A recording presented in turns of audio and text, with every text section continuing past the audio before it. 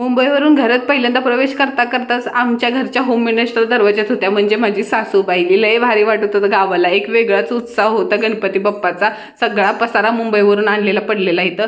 सासरे म्हणजे पप्पाच मोहरची भाजी साफ करत होते. वर्ष संपत आलं पण आमच्या घरात नवीन कॅलेंडर नव्हतं. 4च महिने राहिलेत वर्षाचे. माझ्या बेडरूममधून दिसणारा हिरवगार डोंगर, माझं कपाट, बेडरूम लय भारी वाटत होतं बघायला. त्यात भाऊजाई सोबत होती त्यामुळे अजून एक जास्त उत्साह होता.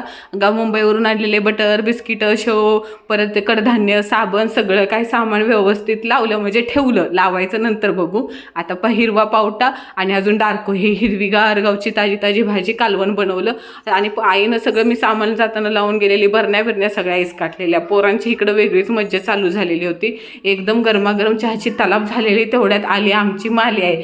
माझी कसली आता तुमची माली आहे झाली पूर्ण. तुम्ही तिला फेमस करून टाकले. कशी दिसते आपली माली आहे. आईने तिकडं स्वामींच्या फोटोची पूजा चाललेली होती. तो पहा स्वामींचा